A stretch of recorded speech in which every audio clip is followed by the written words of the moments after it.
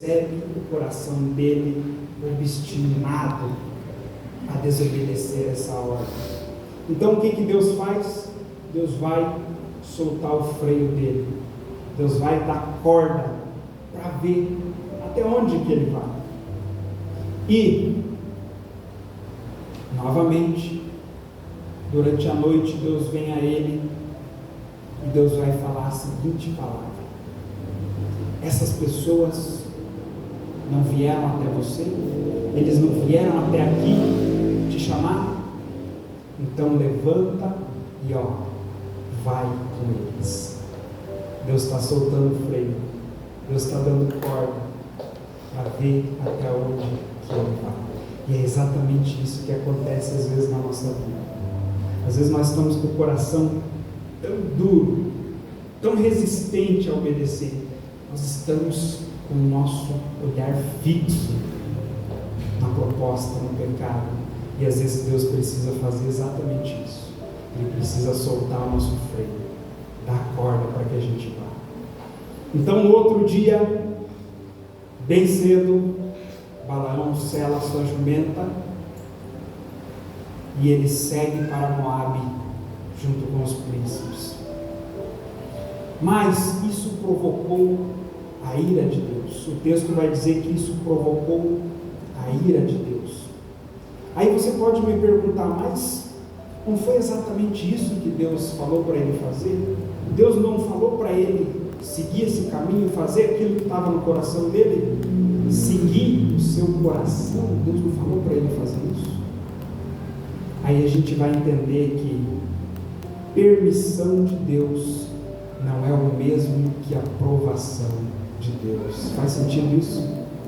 Nem tudo aquilo que Deus permite que nós façamos significa que Ele está aprovando aquilo que nós estamos fazendo. E ao ser humano é permitido tomar essas decisões. Deus nos deu essa liberdade de escolha, essa liberdade de tomar decisões, fazer escolhas, seguir os nossos próprios caminhos. Deus não criou robôs, Deus não criou marionetes, não, Ele criou o ser humano com vontades, um ser humano livre. E Balaão segue o seu caminho, o caminho que ele escolheu. Mas Deus, na sua misericórdia, Deus, na sua bondade, Ele decide dar mais uma chance para Balaão. O que ele faz então? Ele envia agora um anjo, e esse anjo se coloca no caminho dele, o caminho que ele estava seguindo. O anjo agora vai barrar, vai entrar na frente dele. Isso revela algo muito interessante para nós. Isso revela que quando nós seguimos alguns caminhos, Deus, Ele continua ainda a nos amparar, a nos socorrer, mesmo que nós estejamos às vezes em rebeldia, porque Ele não desiste da nossa vida. Ele sempre vai procurar de alguma maneira nos trazer de volta para o caminho. E é isso que Deus faz aqui quando Ele envia esse anjo. O anjo se coloca no caminho, a jumenta consegue ver o anjo, mas ele não. E olha que interessante, o pecado às vezes ele nos cega. Às vezes nós estamos com o coração tão desejoso naquilo que a gente não consegue enxergar a realidade à nossa volta. Às vezes a gente fica bobo diante do pecado, diante da sedução, diante da proposta, diante da vontade. A gente não consegue enxergar os avisos, as advertências, os sinais que Deus envia. Por quê? Porque nós estamos seduzidos pelo poder do pecado. O nosso coração já se rendeu àquilo. E por mais que pessoas falem, por mais que a Bíblia fale, por mais que Deus envie muitos sinais, a gente permanece cego, as escamas continuam tampando os nossos olhos. E é isso que acontece aqui. Balaão não consegue enxergar o anjo. A jumenta vê e ela desvia o caminho. Quando ela desvia o caminho, ele começa então a bater na jumenta, para que ela volte para o caminho.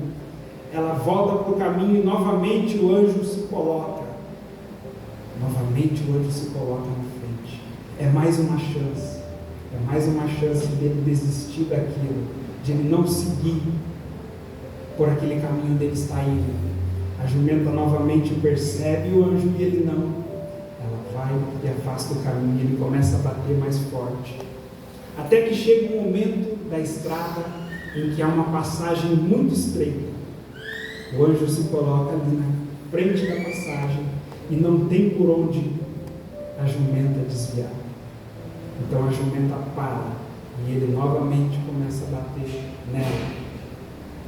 Aí é quando acontece exatamente isso. É quando ela ganha um poder sobrenatural. É quando ela começa a falar e ele começa a ouvir. Ele ouve uma jumenta, ele ouve um animal, mas ele não consegue ver o anjo que está lá. E aqui é muito interessante, porque a jumenta, ela muda a trajetória ao se deparar com o anjo 2 vezes, mas na terceira vez ele fica no estreito e ela é forçada a parar.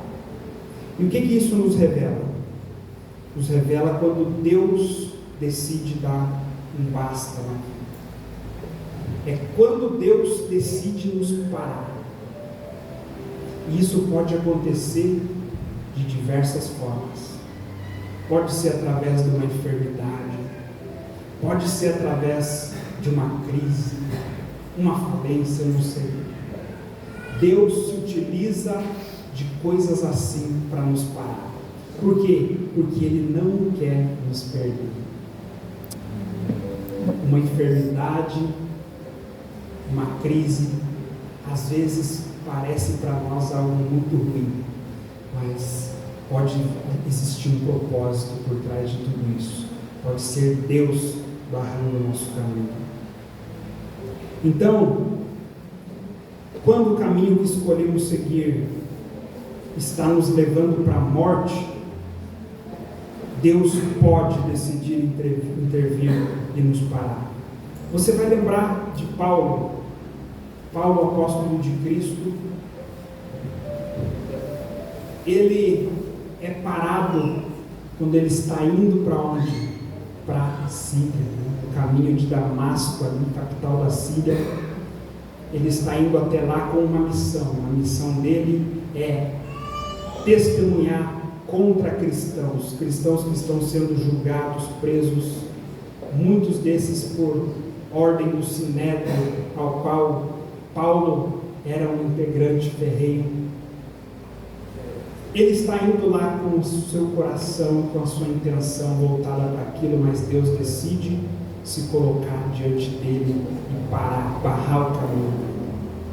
Paulo então vai ter aquele encontro com Jesus, um encontro que muda para sempre a sua história, um encontro que vai dar um novo rumo à sua história, um encontro que faz com que ele, que era tão apaixonado por aquilo que fazia, ele podia enxergar, mas ele estava cego às realidades espirituais, ele estava cego às verdades sobre o Evangelho de Cristo.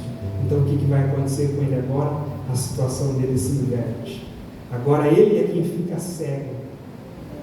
Ele fica cego do mundo físico, do mundo material, mas no mundo espiritual, os olhos dele se abrem para essas verdades que agora estão. Então é isso que acontece quando Deus se coloca no nosso caminho, quando Deus nos barra. Nós começamos a enxergar, nós começamos a ver a nossa condição, nós começamos a reconhecer o nosso pecado e o nosso caminho.